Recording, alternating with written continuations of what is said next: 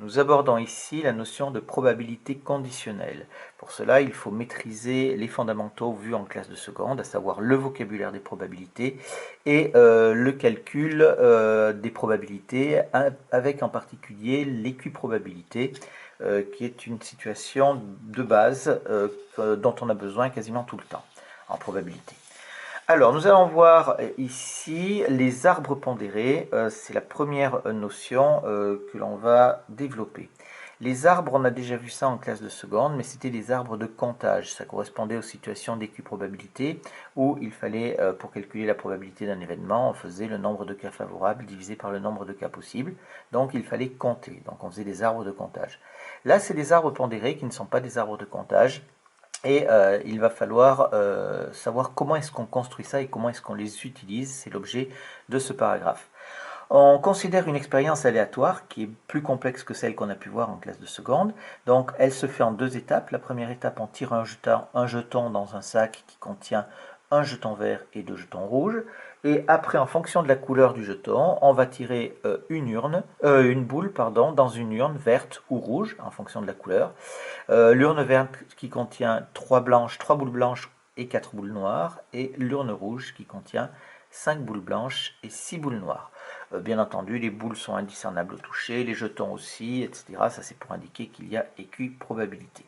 Et la question, puisque c'est un exemple, c'est un exercice aussi, on veut calculer la probabilité d'obtenir une boule blanche. Alors, on fait une petite remarque ici, c'est-à-dire que pour les notations de l'exercice, on dira que V c'est l'événement tiré un jeton vert, et B c'est l'événement tiré une boule blanche.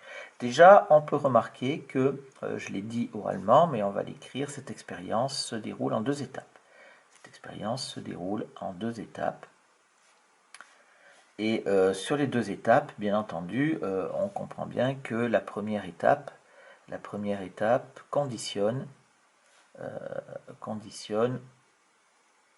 la deuxième. Alors, ça, la condition, je vous rappelle qu'en français, la condition, elle est exprimée par un si alors, et on a cette chose-là qu'il va falloir respecter. Ici, pour les probabilités, dans ce chapitre-là, ce qui va être important, c'est de maîtriser un petit peu la grammaire française pour arriver à bien comprendre les énoncés et à ne pas se tromper dans l'interprétation des énoncés. Cette situation, là, ici, pour illustrer cette expérience, aléatoire, on va construire un arbre pondéré. Aléatoire, on construit un arbre pondéré. Alors, un arbre pondéré, qu'est-ce qu'on fait? Eh bien, on va faire déjà un arbre. Un arbre, je l'ai fait un peu par anticipation. Donc voilà un arbre. Alors pour ceux qui n'en auraient pas vu éventuellement, on a donc des nœuds dans les arbres ici. Or en mathématiques, on les fait coucher, on ne les fait pas en hauteur comme ça. La racine pourrait être ici éventuellement. Et on a des branches ici. Voilà, c'est juste le vocabulaire des arbres. Pondéré, ça veut dire quoi? Pondéré, eh bien, on va l'écrire ici.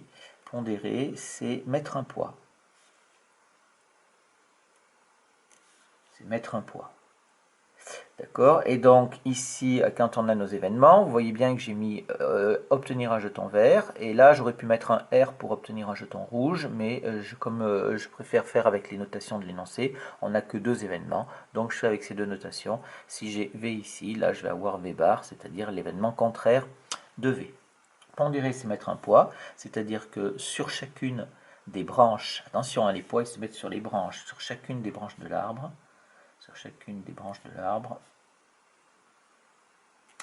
on va indiquer, tout simplement, la probabilité de l'événement correspondant. La probabilité de l'événement correspondant.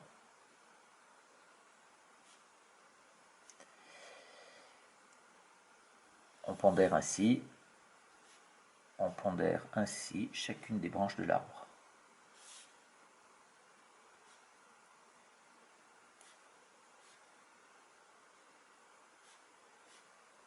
Alors, faites attention quand on fait l'arbre, hein. L'arbre pondéré, c'est ce que j'ai encadré ici en rose. Vous remarquez que j'ai laissé de la place à droite parce que en fait, on va compléter et tout ce qu'on va mettre à droite de l'arbre, c'est ce qui va nous justifier tous nos calculs et qui va faire toutes nos démonstrations. Donc, ça, c'est important. Pour quand vous faites un arbre, quand dans un exercice, votre arbre, il prend la totalité de votre feuille. Donc, n'écrivez rien à côté. Faites des arbres qui soient suffisamment lisibles. Alors, on va donc maintenant remplir cet arbre-là. On va commencer ici pour le premier étage. Pour le premier étage de l'arbre, c'est-à-dire la première partie, la première étape de l'expérience.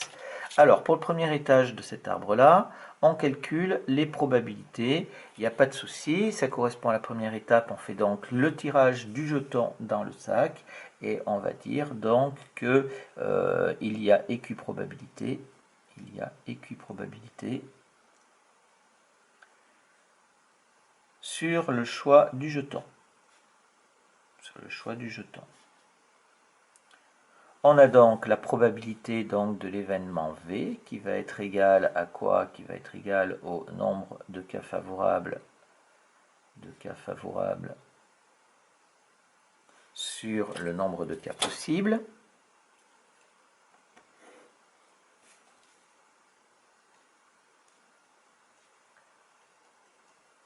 Je rappelle que C est égal au cardinal de V sur le cardinal de oméga. Je rappelle que le cardinal, c'est le nombre d'éléments, c'est-à-dire le nombre d'issues qu'il y a dans chacun des événements. Donc le cardinal de V, il n'y a qu'un jeton vert, donc ça fait 1. Sur le cardinal d'oméga, c'est-à-dire le nombre total de jetons, c'est-à-dire 1 tiers. Et donc, quand on a 1 tiers ici, eh bien, on va mettre notre pondération sur notre arbre et on va donc avoir ici 1 tiers que l'on va mettre ici, sur la branche. D'accord? On ne le met pas au bout de la branche, on le met carrément sur la branche. Donc, bien évidemment, maintenant que j'ai la probabilité de V, je vais avoir donc la probabilité de V bar. On reprend la formule que l'on a vue en classe de seconde, c'est égal à 1 moins la probabilité de V, ce qui nous fait donc 1 moins 1 tiers, ce qui nous fait donc 2 tiers. Et je peux donc ici mettre ma pondération sur ma deuxième branche ici, 2 tiers. Ça, c'est donc pour le premier étage. Pour le deuxième étage, maintenant. Pour le deuxième étage. Alors, pour le deuxième étage, ça va être un petit peu plus compliqué et on va séparer en deux puisque, bien entendu, tout dépend de ce qu'on a eu à la fin de la première étape. Donc, je vais séparer comme ça et je vais dire ici, si on a tiré un jeton vert,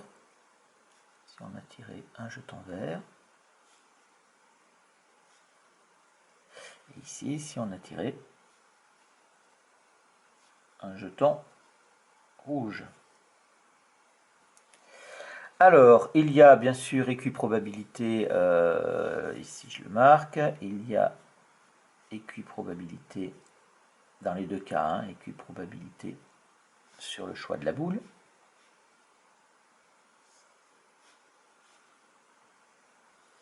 Et ici, on va calculer la probabilité donc d'obtenir une boule blanche, d'accord, puisque c'est ce qui nous intéresse. Donc, la probabilité d'obtenir une boule blanche va être égale à quoi? Toujours le nombre de cas favorables sur le nombre de cas possibles. Donc, je mets le cardinal de B sur le cardinal de oméga. Mais attention, hein, ici, on est dans l'urne verte. Dans l'urne verte, on a donc, on a 3 boules blanches et 4 boules noires. On a donc 7 boules en tout. Donc, on a ici 3 sur 7, puisqu'il y a équiprobabilité. Et ici, c'est pareil, on va avoir la probabilité de B, qui va être égale au cardinal de B, toujours sur le cardinal de oméga. Mais attention, cette fois-ci, eh bien, on a, dans la deuxième moulure, on a 5 blanches et 6 noires. On a donc 11 boules en tout. Donc ici, on a 5 blanches et sur 11 en tout, 5 onzièmes. Alors, on obtient ça. Ici, il faut remarquer une chose, c'est que ça pose un problème parce que j'ai P de B et P de B, et oui, mais je n'obtiens pas le même résultat. Donc ici, on ne peut pas avoir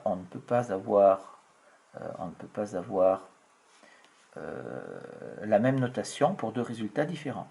La même notation pour deux résultats différents. Pour deux résultats. Donc, il va falloir faire quelque chose. Et pourquoi est-ce qu'on a ça? Eh bien, tout simplement parce qu'on est dans deux situations totalement différentes. Là, on est bien dans le cas où on a tiré un jeton vert, et là, on est dans le cas où on a tiré un jeton rouge.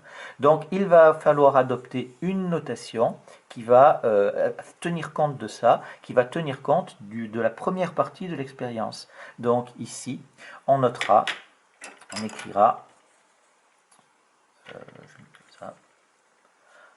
on écrira ici tout simplement, alors on va dire la probabilité de B ici, et on va mettre le V en indice, et on va dire que c'est égal à 3/7, et on va pouvoir avoir quelque chose comme ça. Ici pareil, on va avoir la probabilité de B, ici je vais mettre V bar en indice, qui va être égal à 5/11. Ça va me permettre ici de savoir qu'est-ce qui s'est passé avant, c'est-à-dire qu'ici on a bien notre conditionnement. Ici, c'est la probabilité de B, c'est la probabilité d'obtenir une boule blanche, sachant qu'on a tiré un jeton vert.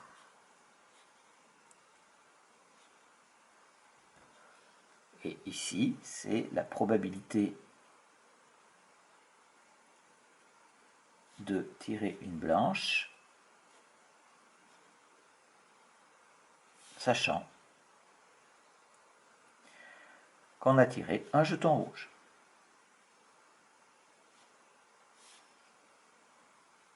Et ici, on a indiqué clairement une condition.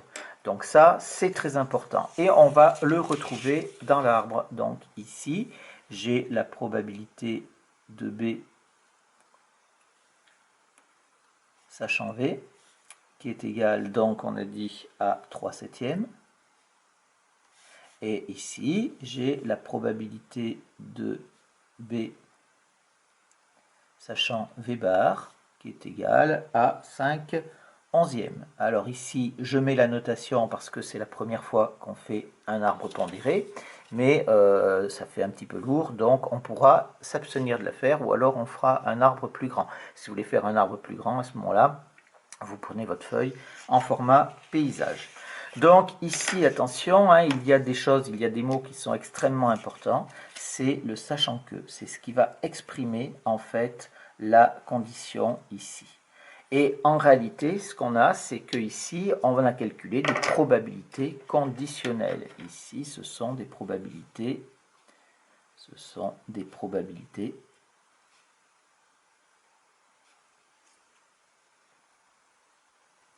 conditionnelles. Voilà où est-ce qu'elles sont ces probabilités conditionnelles. Elles vont être donc dans le deuxième étage de l'arbre.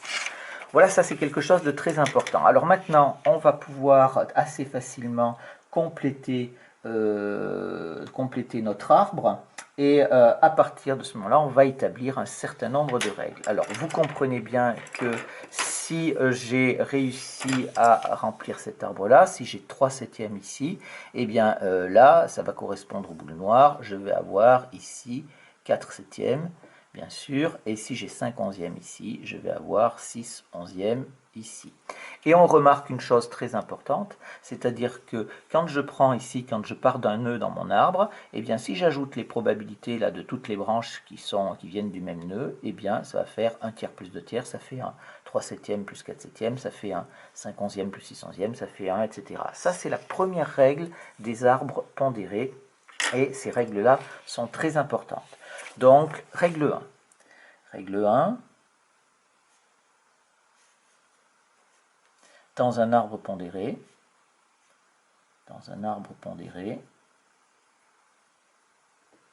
la somme des probabilités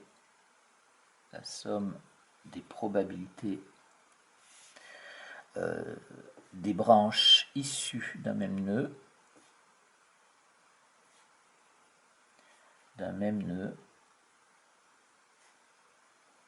est égal à 1. Ça, c'est une propriété donc de vérification, c'est-à-dire que si vous construisez un arbre pondéré comme ça et que la somme des probabilités des branches issues du même nœud n'est pas égale à 1, c'est que vous avez fait une erreur et donc il faudra faire très attention à ça. Ensuite, attention, il y a quelque chose qui est très important, donc je vais le mettre comme ceci. Attention, les probabilités du premier étage de l'arbre sont des probabilités, alors que moi je dis dites directes, c'est-à-dire qu'elles se calculent grâce à l'équiprobabilité, puis il n'y a pas de conditionnement puisque c'est les premières, et les probabilités du deuxième étage, on l'a écrit mais je le réécris parce que c'est important, les probabilités du deuxième étage sont des probabilités conditionnelles.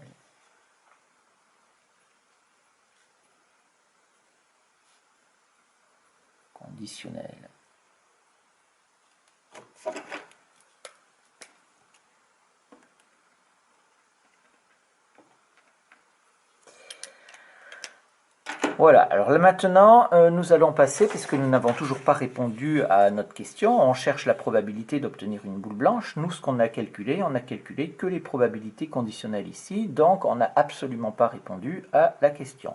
Il faut bien comprendre aussi une chose, c'est que quand on est dans l'arbre ici, l'expérience n'est pas terminée. L'expérience, elle est terminée une fois qu'on est arrivé à la fin de l'arbre, au bout de toutes les branches de l'arbre. D'accord? Et donc on voit qu'on a 4 situations qui puissent convenir. Et alors, dans les arbres pondérés, on a quelque chose qui est important, c'est-à-dire que si je veux arriver ici, par exemple, eh bien ici, je vais avoir un chemin. Je peux suivre un chemin dans mon arbre. Et un chemin, il part du début de l'arbre jusqu'à la fin de l'arbre. Donc ici, vous voyez que dans cet arbre-là, j'ai 4 chemins. 1, 2, 3 et 4 ici. Et la probabilité du chemin, eh bien, on va la calculer ici, on va la mettre dans l'arbre, c'est-à-dire c'est pour ça qu'on a laissé de la place ici. Et on va mettre une flèche ici, là maintenant j'ai terminé, et je vais calculer la probabilité du chemin. Et la probabilité du chemin, quand on arrive là, eh bien, qu'est-ce qu'on a fait? Eh bien, dans notre expérience aléatoire, on a eu une boule blanche et on a eu un jeton vert. D'accord? Et on utilise bien un EET, et le EET va correspondre à une intersection, c'est-à-dire qu'on va avoir ici la probabilité de l'événement V inter B. Et on a une intersection, on doit avoir les deux. Et bien quand on a un et, souvent en probabilité, et bien ça va correspondre à une multiplication, et on précisera ça un peu plus tard, et ça va nous faire donc est égal ici à 1 tiers multiplié par 3 septièmes, c'est-à-dire ça va nous faire 1 septième. Donc ici, ça c'est la règle 2, c'est-à-dire la règle 2 qui va nous indiquer comment est-ce qu'on calcule la probabilité d'un chemin. Donc règle 2, dans un arbre pondéré,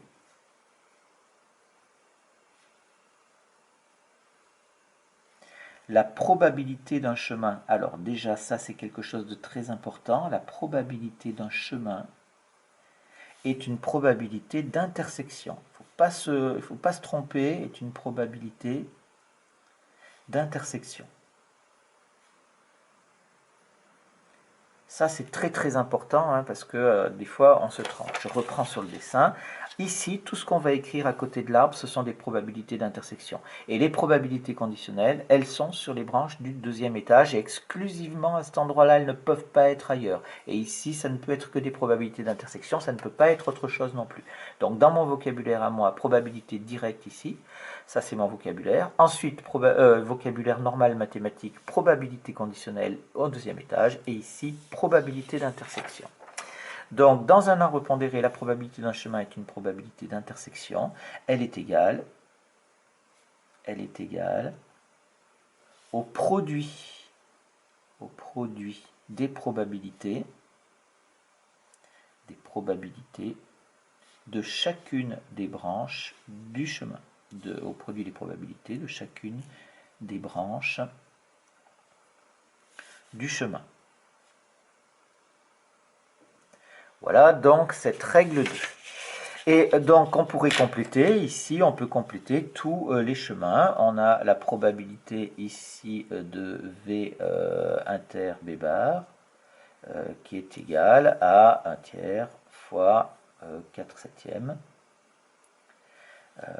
Ce qui me fait donc est égal à 4 21e.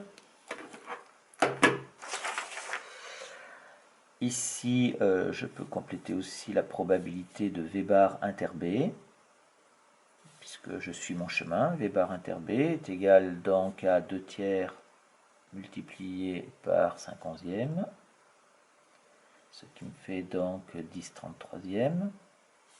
Et enfin, ici, la probabilité de V bar inter B bar, c'est-à-dire d'obtenir un jeton rouge et une boule noire, qui est égale à 2 tiers fois 6 onzièmes, ce qui nous fait donc 4 onzièmes. Ici. Voilà donc l'arbre qui est complet. Alors, notre arbre, quand on vous demande un arbre pondéré, c'est que ça. Et après, ça, c'est les calculs donc des événements, des intersections qui vont permettre après de répondre à la question. Il n'est pas nécessaire de calculer la totalité de ces intersections, vous calculez uniquement celles qui vous seront utiles. Alors, on n'a toujours pas répondu à notre question, c'est-à-dire qu'on n'a toujours pas calculé la probabilité d'obtenir une boule blanche.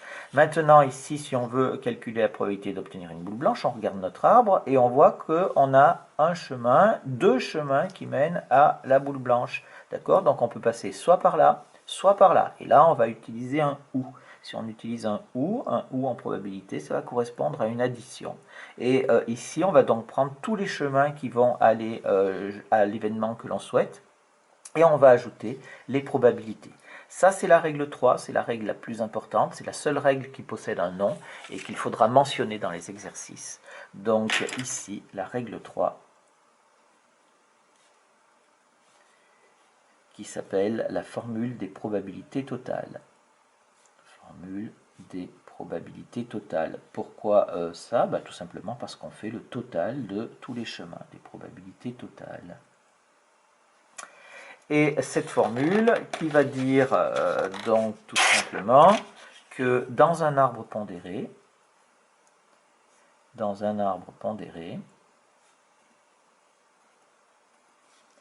la probabilité d'un événement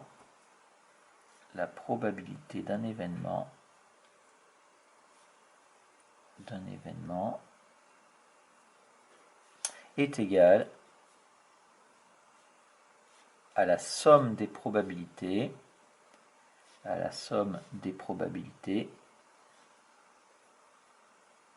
de tous les chemins qui y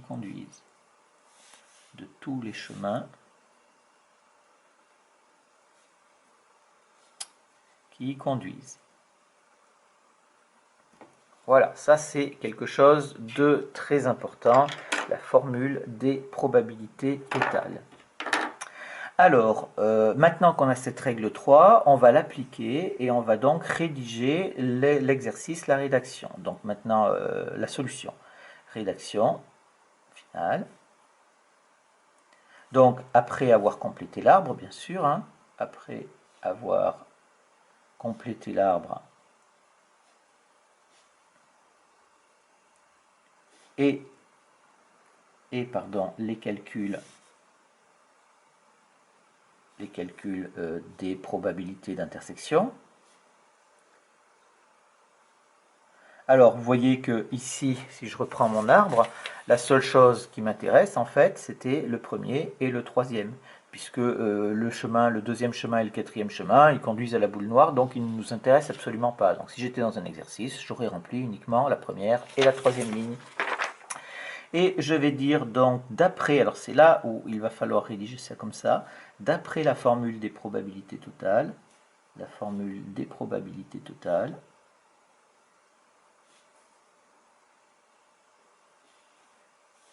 on a la probabilité donc de l'événement B qui va être égale à la probabilité de V inter B plus la probabilité de V bar inter B. C'est-à-dire, je dis la probabilité de mon premier chemin plus la probabilité du deuxième chemin. Ce qui nous donne notre premier chemin, c'était un septième. Plus ici, le 10/33e. On obtient après calcul 103 sur 231. Un certain nombre de remarques maintenant qui vont avoir quand même leur importance. Donc, remarques. Alors, la première, c'est au niveau du langage, c'est-à-dire les choses qui sont déjà vues en classe de seconde. On a un EET qui correspond toujours à une intersection et qui correspond souvent à un multiplié dans les calculs.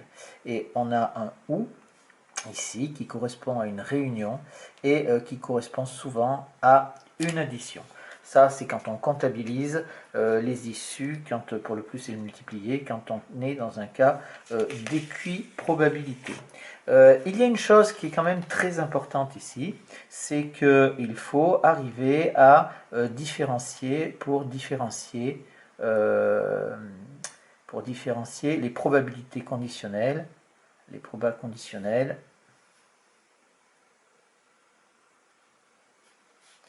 des probabilités d'intersection. Ça, c'est la difficulté majeure que vous allez avoir dans les exercices. Il faut bien lire les énoncés correctement pour arriver à le faire. Alors, déjà, au niveau du vocabulaire. Donc ici, au niveau du vocabulaire. Alors, au niveau du vocabulaire, c'est relativement simple, puisque ici, une probabilité d'intersection se formule toujours avec un ET, la conjonction de coordination. Donc il nous faut cette chose-là automatiquement pour une probabilité d'intersection. Si on peut formuler une phrase avec un et, c'est bon. Alors bien entendu, il y a d'autres possibilités en français, mais il faudra la reformuler avec un et. Et une probabilité conditionnelle,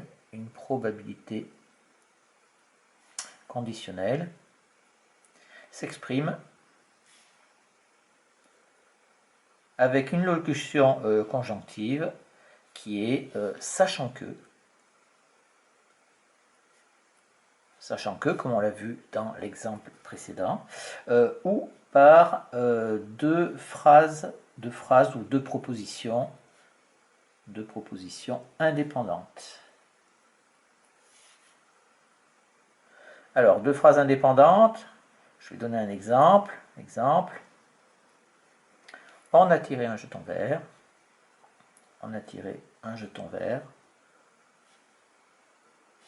Point. Donc la première phrase est faite. Calculer la probabilité d'obtenir une boule blanche. Là, c'est clair que la première phrase, c'est-à-dire on a tiré un jeton vert, on pose la condition et ensuite on dit calculer la probabilité d'obtenir une boule blanche, mais la condition est posée et donc on a bien une probabilité conditionnelle. Ici, la première phrase conditionne la deuxième.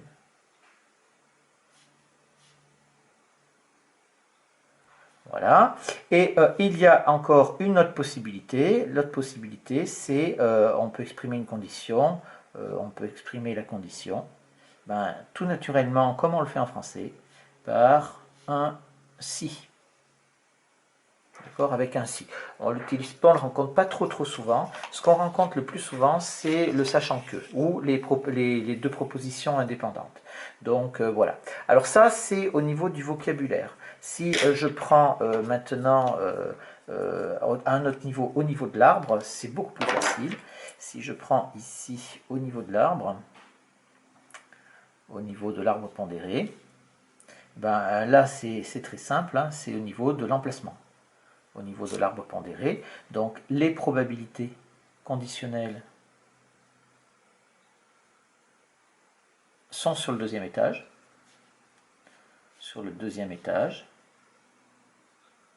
C'est-à-dire que ici, donc sur le deuxième étage de l'arbre, les probabilités conditionnelles, et les probabilités d'intersection, elles sont à la fin, on l'a déjà dit, mais c'est important de le redire.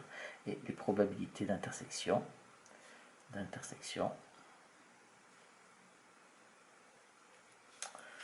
sont à la fin de l'arbre. À la fin, entre guillemets, hein, de l'arbre, c'est-à-dire une fois que l'expérience aléatoire est terminée. Donc voilà comment est-ce qu'on différencie les probabilités conditionnelles des probabilités d'intersection. C'est très important parce que c'est là où on voit si vous faites l'exercice juste ou si vous allez le faire faux. Donc voilà, deux choses au niveau du vocabulaire ou au niveau de l'arbre pondéré. Enfin, une dernière remarque qui a son importance, c'est que dans toute situation, de probabilité conditionnelle, on peut construire deux arbres conditionnels, on peut construire toujours deux arbres.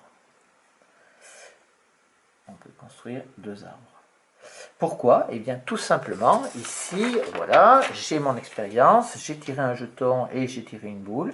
Et une fois que mon expérience est terminée, eh bien je peux regarder maintenant une fois que tout est fini. Et donc qu'est-ce que j'ai dans ma main? Dans ma main, j'ai une boule et un jeton. Maintenant, lequel est arrivé en premier? Je n'en ai absolument pas la moindre idée. Donc je peux faire cet arbre-là où je dis que le jeton est arrivé avant la boule. Mais pour quelqu'un qui ne connaît pas l'expérience aléatoire, on pourrait avoir autre chose. Dans le cas présent, dans l'exemple ci-dessus,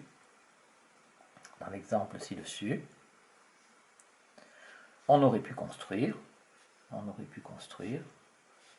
l'arbre suivant.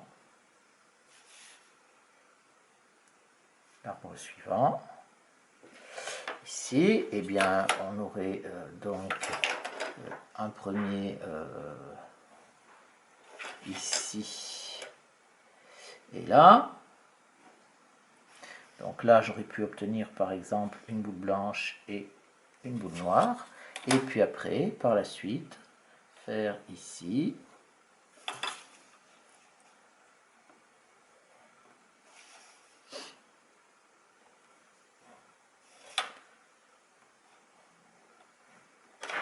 un jeton vert ou un jeton rouge. Un jeton vert ou un jeton rouge ici.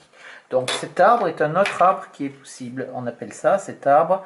Et alors, il n'est pas naturel par rapport à l'expérience aléatoire. C'est l'arbre inversé par rapport au premier. L'arbre inversé par rapport au premier. On a beaucoup d'exercices qui vous font travailler avec un arbre et qui après vous posent une question pour justement inverser l'arbre. Ça nous donne un nouveau point de vue sur l'expérience aléatoire qui, dans certains cas, est très intéressant et permet d'arriver à des conclusions, notamment dans les exercices qui traitent de médecine et de tests sur les validités des vaccins ou ce genre de choses-là. Voilà un petit peu tout ce qu'on peut dire sur les arbres pondérés. Donc faites très attention au vocabulaire employé et à la lecture des énoncés. C'est là où va résider la difficulté pour ne pas confondre une probabilité conditionnelle et une probabilité d'intersection.